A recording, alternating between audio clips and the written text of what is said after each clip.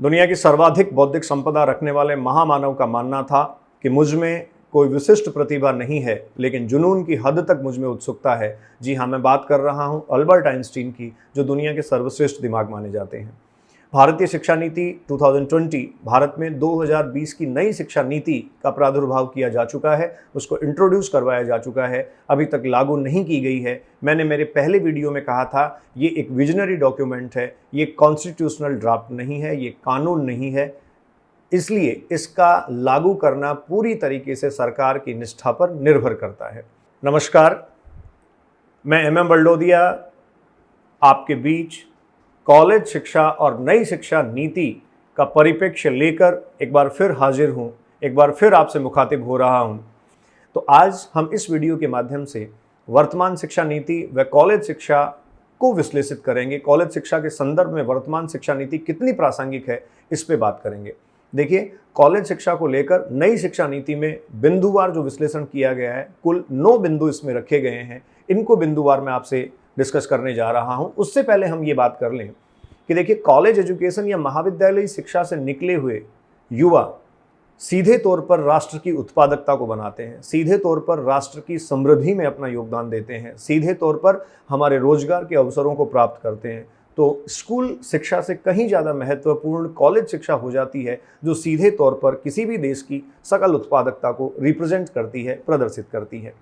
जो बिंदुवार विश्लेषण की हम बात कर रहे हैं, देखिए, इसमें सबसे पहले क्वालिटी यूनिवर्सिटीज को स्टैब्लिश करने की बात की गई है। पॉइंट नंबर 9 है नई शिक्षा नीति का, जिसमें कहा गया है क्वालिटी यूनिवर्सिटीज एंड कॉलेजेस, गुणवत्ता युक्त उच्चतर शिक्षण संस्थान जो हैं वो स्थापित किए जाएं। और इस शिक्षा नीति में ये मेंशन किया गया है, अच्छे चिंतनशील बहुमुखी प्रतिभा वाले रचनात्मक व्यक्तियों का निर्माण करना उच्च शिक्षा की प्राथमिकता होनी चाहिए। ठीक है, लेकिन इसके लिए जो सबसे बड़ी समस्या है वो ये है, विषयों का कठोर विभाजन है, सीमित शिक्षक और संस्थागत जो स्वायत्तता है उसका अभी हमारे यहाँ अभाव है, योग्यता आधारित करियर प्रबंधन का भी अभाव है, इसलिए इस पर विशेष बल दिए जाने की बात की गई है। मैं इसमें पॉइंट नंबर 9 का जो 9.3 है उसको विश्लेषित कर रहा हूं, जो आज के समय में सबसे ज़्यादा चर्चित हो रहा है, multi disciplinary under graduate education.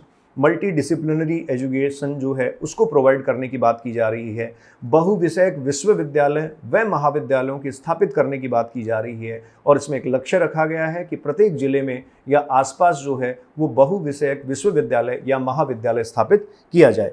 लेकिन आपको याद दिला दूं, इस लक्ष्य को पूरा करने के लिए 2030 एक आप कहेंगे ईयर जो है वो ईयर ऑफ अचीवमेंट रखा गया। 2030 तक ये लक्ष्य प्राप्त करने की बात की गई। ठीक है, तो इसमें विशेष तौर पर जो फैकल्टी है और इंस्टीट्यूशंस हैं उनकी ऑटोनॉमी को डिस्कस किया गया है, उनकी ऑटोनॉमी की बात की गई है, और यहाँ एक नेशनल रिसर्च फाउंडेशन को स्टैब्लिश करने पर भी बल दिया गया है, या उसकी घोषणा की गई है कि आने वाले समय में वो जल्दी ही जो है वो लागू कर दिया जाए। देखिए, क्वालिटी यूनिवर्सिटीज को स्टैब्लिश करने की बात तो की गई है, लेकिन आपको भारत के आंकड़ों पर नज़र डालनी होगी। आपको विश्व के परिप्रेक्ष्य में, विश्व के सापेक्ष भारत के आंकड़ों पर नज़र डालनी होगी। दुनिया की 500 यूनिवर्सिटीज जो हैं, दुनिया के जो सर्वश्रेष्ठ 500 विश्वविद्यालय हैं, उनमें भारत के सिर्फ स्टूडेंट्स फ्रेंड्स 8 हैं। हम केवल 8 ऐसे संस्थान रखते हैं जो दुनिया के 500 प्रमुख विश्वविद्यालयों, उच्चतर श्रेणी के हाई रैंक के जो यूनिवर्सिटीज और इंस्टीट्यूशंस हैं उनमें अपना स्थान बना पाते हैं। ठीक है, और आपको जानकर बड़ा ताज्जुब होगा, हो सकता है आपके पास पहले से इस प्रकार के डेटाज और इन्फॉर्मेशंस हों, फिर भी मैं आपको बता दूं, IIT बॉम्बे जो है वो दुनिया में 172वें नंबर का सर्वश्रेष्ठ संस्थान है। 2019-20 में अगर हम देखें तो इसकी रैंकिंग 152 थी, 2021 की जो रैंकिंग है वो 172 है। साथ ही आपको ये भी मैं बता दूं, ये जो रैंकिंग है वो QS वर्ल्ड क्वालिटी रैंकिंग के अकॉर्डिंग आती है। QS जो है वो क्वार्क-क्वेर्ली सिमॉन्स एक रैंकिंग सिस्टम है जो दुनिया की 1000 सर्वश्रेष्ठ यूनिवर्सिटीज़ का प्रतिवर्ष अध्ययन करती है और प्रतिवर्ष उनकी रैंकिंग जारी करती है। और ये जो रैंकिंग है वो बेसिकली रिसर्च और आप ये कह सकते हैं जो टेक्नोलॉजी है उसका कितना उपयोग किया जा रहा है, वो कितना प्रभावी है, इस पर निर्भर करती है। ठीक है, IIT बम्बई आपने कहा 172वें स्थान पर, 172वें पायदान पर है, और इंडियन इंस्टीट्यूट ऑफ साइंस जो है IISc जो भारत में है उसकी रैंकिंग 185 है। तो अगर हम देखें टॉप 200 में भारत के 3 ही संस्थान हैं। 195वें पायदान पर 195th जो रैंक है उस पर IIT दिल्ली अपना स्थान बनाए हुए हैं। तो हम दुनिया के सर्वश्रेष्ठ 200 संस्थानों की जब बात करते हैं तो हमारे सिर्फ 3 संस्थान पाते हैं, और उसमें भी हमारा जो टॉप रैंकर है वो है IIT बॉम्बे, जिसका 172वां स्थान है। क्या हमें अपने संस्थानों की दुनिया के संदर्भ में रैंक को, क्वालिटी को इम्प्रूव करने की आवश्यकता है, या नए बहुविषयक मल्टी डिसिप्लिनरी एजुकेशन के ऐसे विश्वविद्यालय खोलने की आवश्यकता है जिनमें उच्चतर गुणवत्ता की शिक्षा दी जाती हो? ठीक है, इसके ठीक बाद मैं सेकंड पॉइंट पे आ रहा हूं, जो यहाँ पॉइंट नंबर 10 है। इंस्टीट्यूशनल रीस्ट्रक्चरिंग की बात की गई है, जिसमें सबसे बड़ी अनुशंसा यही है कि बहुविषयक विश्वविद्यालयों और महाविद्यालयों का क्लस्टर बनाया जाए, और प्रत्येक का लक्ष्य ये हो कि 3000 या उससे अधिक विद्यार्थियों का इसमें उत्थान किया जा सके। ये हायर एजुकेशनल इंस्टीट्यूट जो हैं, इनमें ग्रॉस एनरोलमेंट रेशियो भी बढ़ाया जाए, जो 26.3% अब तक है। 26.3 ओनली स्टूडेंट्स आप कह सकते हैं ग्रॉस एनरोलमेंट रेशियो है भारत के उच्चतर शिक्षा संस्थानों का। 2035 तक इसको 50% प्राप्त करने का लक्ष्य रखा गया है। पॉइंट नंबर 11, जो कि कॉलेज शिक्षा के संदर्भ में तीसरा बिंदु है, समग्र और बहुविषयक शिक्षा, holistic and multi disciplinary education की यहाँ बात की गई है। और इसके पॉइंट नंबर 4 में 11.4 में ये कहा गया है, कला व मानविकी के छात्र भी, आर्ट्स और ह्यूमैनिटीज़ के स्टूडेंट्स भी जो हैं वो अब साइंस सीख सकेंगे, वो विज्ञान सीख सकेंगे। हर एक विद्यार्थी को व्यावसायिक विषय व व्यवहारिक कौशल जो है, जो बिहेवियरल स्किल्स हैं, उनको सिखाया जा सके, वो व्यवहारिक कौशल हासिल कर सकें, इस पर विशेष बल दिया गया है, इस पर विशेष जोर दिया गया है। और इसी में 11.9 में मेंशन किया गया है, जो डिग्री कार्यक्रमों की अवधि है उनमें बदलाव किया गया है, उनके संरचनात्मक संगठन को भी बदला गया है। जैसे अब देखिए, ग्रेजुएशन जो है वो 3 इयर्स एंड 4 इयर्स का होगा। आप मल्टी डिसिप्लिनरी एजुकेशन के साथ एग्जिट और एंट्री सिस्टम जो है उसमें भी फेरबदल देख रहे हैं। 1 साल के डिग्री प्रोग्राम के बाद आप सर्टिफिकेट ले सकते हैं, 2 साल के डिग्री प्रोग्राम के बाद आप डिप्लोमा प्राप्त कर सकते हैं, और 3 साल के डिग्री प्रोग्राम के बाद आप परफेक्टली डिग्री ले सकते हैं। ठीक है, इसी के साथ एक 4 इयर्स या 4 वर्षीय पाठ्यक्रम जो है वो भी स्टूडेंट्स इंट्रोड्यूस करवाया गया है। और उसके साथ साथ अगर आप 4 वर्षीय पाठ्यक्रम पूरा करते हैं और साथ में शोध करते हैं, आप रिसर्च करते हैं, तो डेफिनेटली आपको 1 ही वर्ष का PG या पोस्ट ग्रेजुएशन करना पड़ेगा। PhD के लिए जो है आइदर पोस्ट ग्रेजुएशन आप हो या फिर 4 साल का रिसर्च जो ग्रेजुएशन डिग्री है वो आपके पास हो, ये ऐसी व्यवस्था रखी गई है। MPhil कार्यक्रम बंद कर दिया गया है। हालांकि MPhil कार्यक्रम की कोई बहुत बड़ी उपयोगिता पहले भी नहीं थी। कॉलेज एजुकेशन और लेक्चरशिप और ये जितने सारे जो भी एलिजिबिलिटी क्राइटेरिया हैं उसमें MPhil को कंसिडर स्टूडेंट्स नहीं किया जाता था। उसके बाद देखिए पॉइंट नंबर 12 यहाँ कहा गया है, सीखने के लिए सर्वोत्तम वातावरण और छात्रों का सहयोग किया जाए। ठीक है, और इसके लिए एक बहुत इंपॉर्टेंट बात कही गई, इंटरनेशनलाइजेशन। ठीक है, अंतर्राष्ट्रीयकरण करवाया जाए। देखिए ये जो इंटरनेशनलाइजेशन है मुझे लगता है थोड़ा सा भयावह है। भारत के वो विद्यार्थी जो विदेशों में जाके शिक्षा लेना चाहते हैं, शोध करना चाहते हैं, उनको विदेशी यूनिवर्सिटीज जो फॉरेन यूनिवर्सिटीज़ हैं उनकी ब्रांचेज यहाँ हम उपलब्ध करवा दें, ऐसा प्रावधान ये नई शिक्षा नीति कहती है। और नई शिक्षा नीति ये भी कहती है कि भारत में अच्छा प्रदर्शन करने वाली टॉप 100 यूनिवर्सिटीज़ को भी बाहर अपने कैंपसेज और अपने परिसर जो हैं वो स्थापित करने की अनुमति दी जाए। क्या ये ईस्ट इंडिया कंपनी के भारत में आगमन के जैसा तो नहीं है? दुनिया की जो सर्वश्रेष्ठ यूनिवर्सिटीज़ हैं अगर वो भारत में अपने कैंपसेज डेवलप करती हैं तो क्या हम हमारी यूनिवर्सिटीज़ की गुणवत्ता को उस स्तर तक बनाए रख सकेंगे? ये एक चिंतनीय और विचारणीय बिंदु है। पॉइंट नंबर 13 मैं आपसे डिस्कस कर रहा हूँ, जिसमें कहा गया प्रेरित, सक्रिय व सक्षम संकाय सदस्य नियुक्त किए जाएं। Motivated, energised and capable faculty जो है वो हमारे देश के उच्चतर शिक्षण संस्थानों में हो। लेकिन आपको बहुत सारे तथ्य अगर जानने को मिलें तो निश्चित तौर पर आप इसको संदेह के दायरे में खड़ा कर देंगे। भारत के अनेकों विश्वविद्यालयों में VC जो हैं, वाइस चांसलर्स जो हैं, उनकी पोस्ट वैकेंट हैं। अगर कहीं अपॉइंटेड हैं तो निश्चित तौर पर किसी राजनीतिक पार्टी या जो सरकार वहाँ एग्जिस्टेंस में है उसका इन्फ्लुएंस आपको साफ साफ दिखाई पड़ता है। अर्थात शिक्षा से पूरी तरीके से समझौता किया जा रहा है। 1 अगस्त महीने की UGC की RTI से जो है वो मुझे कुछ तथ्य प्राप्त हुए कि जो भारत के केंद्रीय विश्वविद्यालय हैं, सेंट्रल यूनिवर्सिटीज़ हैं, उनमें अगर OBC के प्रोफेसर्स की, OBC की फैकल्टीज़ की पोजीशन देखें, मैं OBC एक पर्टिकुलर कैटेगरी मैंने ली है क्योंकि हमारे यहाँ बड़ा वर्ग है, उसकी पोजीशन अगर आप देखें तो आपको जानकर बड़ा ताज्जुब होगा कि भारत के केंद्रीय विश्वविद्यालयों में जो प्रोफेसर्स हैं उनकी सेक्शनड पोस्ट जो हैं, जो सैंक्शनड हैं, वो 313 है, 313 स्वीकृत पद हैं, उनमें से केवल 9 प्रोफेसर्स कार्यरत हैं।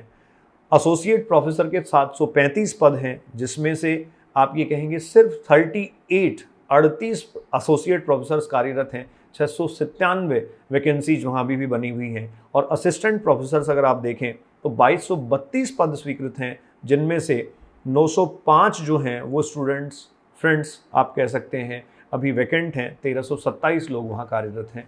तो हमें पहले तो हमारी जो सीट्स वैकेंट हैं, जिन प्रोफेसर्स की फैकल्टीज़ की हमारे यहाँ कमी है, उसको पूरा करना होगा। एनर्जेटिक, स्मार्ट और गुड वर्कर्स, जो स्किल्ड वर्कर्स हैं, उनको आगे लाने के लिए ठोस नीति बनाने की हमें आवश्यकता है।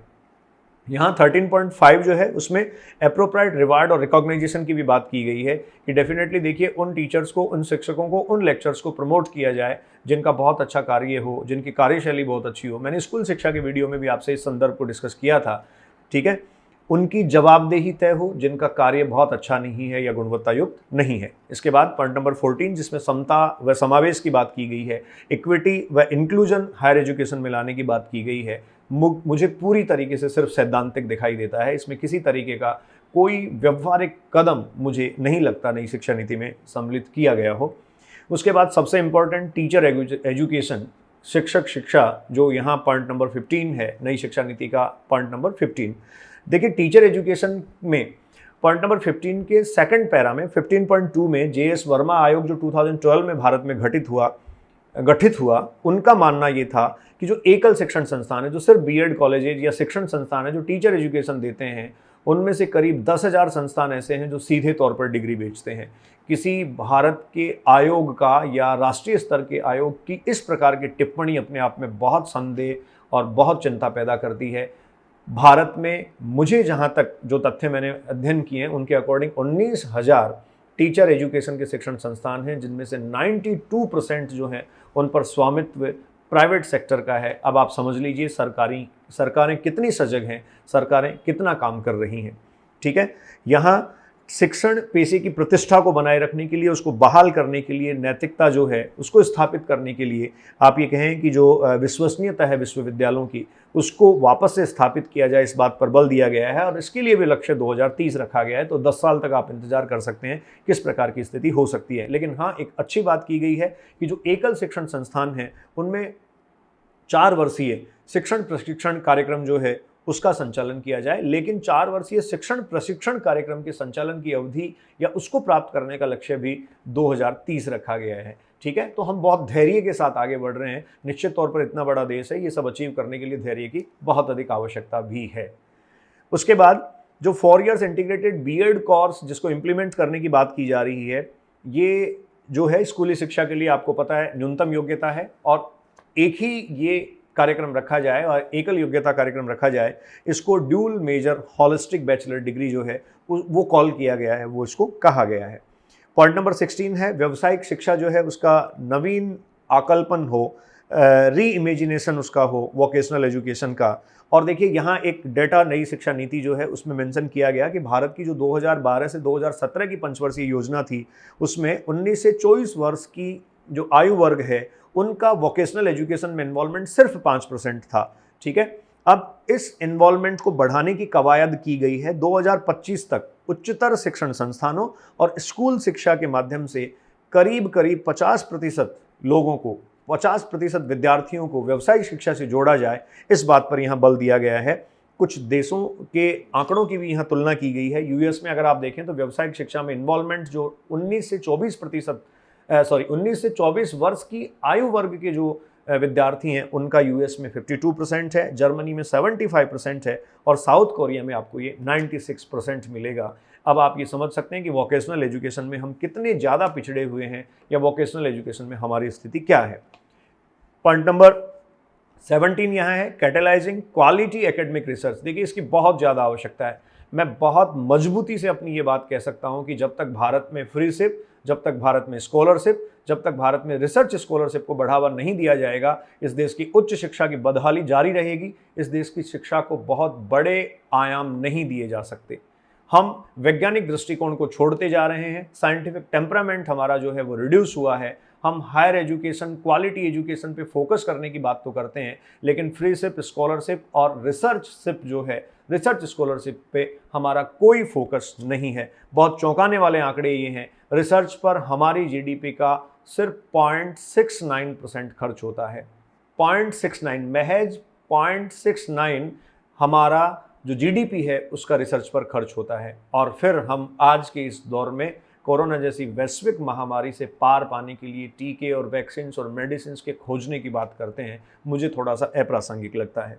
ठीक है, तो इसके लिए एक अच्छी बात ये कही गई कि जो अनुसंधान है उसमें नवाचार लाने के लिए एनआरएफ, राष्ट्रीय अनुसंधान संस्थान जो है उसका गठन हो, वो गठित किया जाए, और जो एकेडमिक रिसर्च है उसको सारे फील्ड से और वोकेशनल एजुकेशन से जोड़कर जो है वो अच्छे लेवल पे प्रमोट उसको किया जाए। ये बात इसमें कही गई है जो स्वागत योग्य है।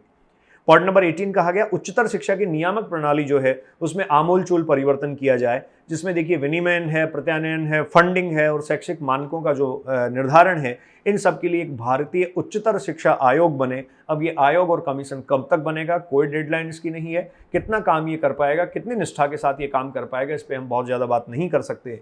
और अंतिम बिंदु जो इसमें रखा गया है, उच्चतर शिक्षा संस्थानों के लिए प्रभावी प्रशासन व नेतृत्व की बात की गई है, जिसमें इंडिपेंडेंट सेल्फ गवर्निंग जो सुटेबल ग्रेडेड सिस्टम है उनकी एस्टेब्लिशमेंट हो, उनका स्थापत्य हो। इसके अलावा जो इंस्टीट्यूट इनोवेशंस और एक्सीलेंस को प्रमोट करने वाले हैं उन सबको भी जो है वो यहाँ लागू किया जाए, इस बात पर बल दिया गया है। तो देखिए ओवरऑल मैं पूरी शिक्षा नीति को जब देखता हूँ तो मुझे ये सैद्धांतिक ज़्यादा लगती है, सैद्धांतिक परिवेश का समावेश किए हुए ज़्यादा लगती है। व्यवहारिक आंकड़ों का इसमें काफ़ी ज़्यादा अभाव मुझे नज़र आता है। और मैं अगर एक लाइन में इसको समराइज करूं तो ये कह सकता हूं कि हमें बुलेट ट्रेन चलाने से कहीं ज़्यादा आवश्यकता इस बात की है कि हमारे भारतीय रेल जो हजारों की संख्या में है, जो दौड़ रही हैं, उनको निश्चित समय पर, निर्धारित समय पर सुरक्षित अपने गंतव्य तक पहुंचा दिया जाए। ये हमारी प्राथमिकता होनी चाहिए। बहुत बहुत धन्यवाद, बहुत बहुत आभार।